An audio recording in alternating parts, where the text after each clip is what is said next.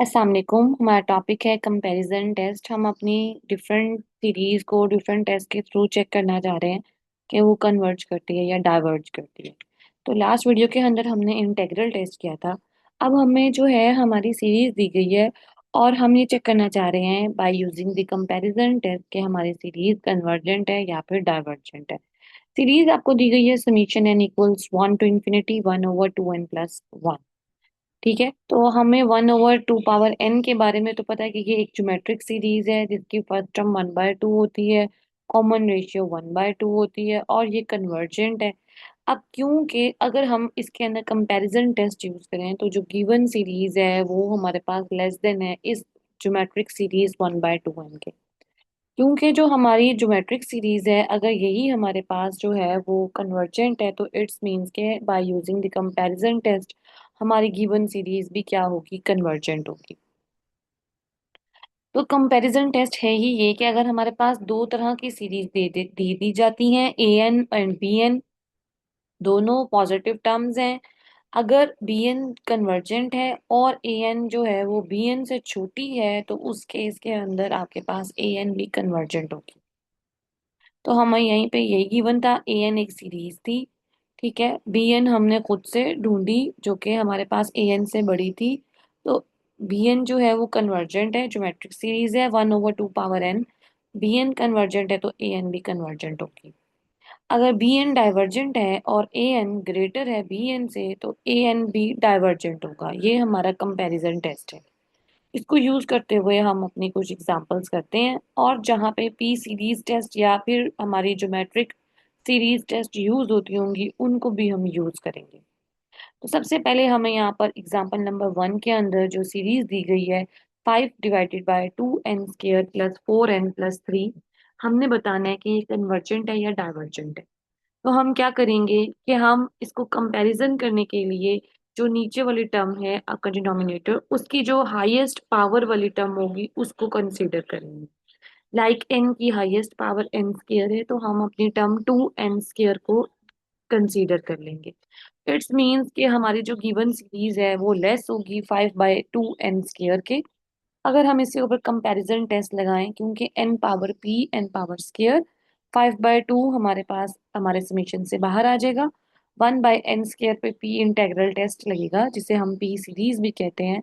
और अगर p greater than 1 है यानी कि 2 हमें गिवन है जो कि ग्रेटर देन 1 है तो उस केस के अंदर हमारा p इंटेग्रल टेस्ट कन्वर्जेंट होता है, हमारी सीक्वेंस कन्वर्जेंट होती है। इट्स मीन्स कि हमारी जो सीरीज है वो कन्वर्जेंट होगी। एग्जाम्पल नंबर 2 पर आते हैं।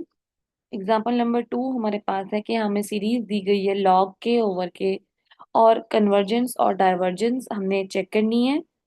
ठीक है, अच्छा तो अगर हम इसको कंपैरिजन टेस्ट से करते हैं तो हम कहेंगे लॉग के ओवर के डेफिनेटली ग्रेटर देन है 1/k के, बिकॉज लॉग के की वैल्यू 1 पर 0 होती है, इस वजह से ऐसा है। तो हम 1 के लिए इसको कंसिडर नहीं कर रहे, हम के की वैल्यू 3 से बड़ी रखेंगे। ठीक है, 3 हो या 3 से बड़ी हो उस केस के अंदर लॉग के ओवर के 1/k से ग्रेटर होता है। 1/n, पी सीरीज को याद करें, अगर आपके पास x power p equals to 1 होता था तो उस केस के अंदर हमारी सीरीज डाइवर्जेंट होती थी। तो k की पावर क्या है 1, इट्स मीन्स कि आपकी जो सीरीज है वो डाइवर्जेंट होगी। लिमिट कंपैरिजन टेस्ट के ऊपर आते हैं कि अगर हमारे पास दो तरह की सीरीज हमें गिवन है a n and b n with positive terms और a n divided by b n करते हैं, लिमिट एन इनफिनाइट को अप्रोच कर रहा है और कोई सी हमारे पास आंसर आ जाता है, सी कोई भी फाइनाइट नंबर है और ग्रेटर देन 0 है, तो हमारी सीरीज कन्वर्जेंट भी हो सकती है और डाइवर्जेंट भी हो सकती है। डिपेंड करेगा ए एन और बी एन के ऊपर। एन आपको एक सीरीज दे आपको यहाँ पे एक सीरीज दे दी गई है 1/2 पावर n-1। आप इसको अपने कंपैरिजन टेस्ट से भी सॉल्व कर सकते हैं और आप इसको जो है वो किससे सॉल्व कर सकते हैं, अपने कन्वर्ज ज्योमेट्रिक सीरीज वाला हम पहले ही एक फॉर्मूला कर चुके हैं 2 पावर n+1 के साथ। अब हम लिमिट कंपैरिजन टेस्ट लगाते हैं जिसके अंदर हमने कहा था कि हम ए एन को बी एन से डिवाइड करेंगे। Let say this series is a n और हम बी एन को उसी तरह से कंसीडर कर लेंगे 1/2n। जैसे हम वहाँ पे लिमिट कंपैरिजन, यहाँ पे तो ये लिमिट कंपैरिजन है, वो कंपैरिजन के अंदर जब हम कंपेयर कर रहे थे, तो आपने ए एन और बी एन को अब डिवाइड कर देना है। डिवीजन के अंदर फॉर्म बनेगी 2 power n divided by 2 power n-1। आप 2 पावर n को ऊपर और नीचे बोथ साइड पर डिवाइड कर दें, आपका आंसर 1 आ जाएगा, विच इज ग्रेटर देन 0। और आपकी जो सीरीज है, ये दोनों सीरीज आपके पास कन्वर्जेंट है, ज्योमेट्रिक सीरीज है। तो इसका मतलब है कि आपकी ओवरऑल सीरीज भी लिमिट कंपैरिजन टेस्ट के थ्रू कन्वर्जेंट होगी। नेक्स्ट आपको जो क्वेश्चन दिया गया है, 2n² plus 3n divided by square root 5 plus n power 5। ऊपर वाली जो हाईएस्ट टर्म है वो 2n² है, नीचे वाली n की हाईएस्ट पावर 5 है और उसके ऊपर स्क्वायर रूट है, तो हम इसे 5/2 लिख सकते हैं। जब आप n² को नीचे लेकर आएंगे तो आपके पास 5/2 में से 2 सब्ट्रैक्ट होगा, जिससे आंसर 1/2 बनेगा। इसको हम यहाँ पे करके भी देख लेते हैं। ठीक है, जब आप पावर को नीचे लेके जाएंगे तो वो नेगेटिव पावर बनेगी। तो आप जब 5/2 में से 2 सब्ट्रैक्ट करेंगे तो आपके पास बनेगा 5 - 4/2, और विच इज 1/2। तो आपके पास, आपको क्लियरली नजर आ रहा है कि आपकी जो पावर है n की वो 1 से लेस है।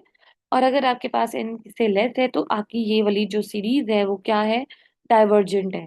तो जब आप एक कन्वर्जेंट को एक डाइवर्जेंट से डिवाइड करेंगे तो ओवरऑल लिमिट कंपैरिजन टेस्ट भी डाइवर्ज करेगा। तो आपके पास यहाँ पर यही काम होगा, ए एन को जब आप बी एन से डिवाइड करते हैं तो आंसर आता है 1। लेकिन जो बी एन है वो डाइवर्जेंट सीरीज है, क्योंकि पी जो है वो लेस देन 1 है। It's means the series is divergent by the limit comparison test.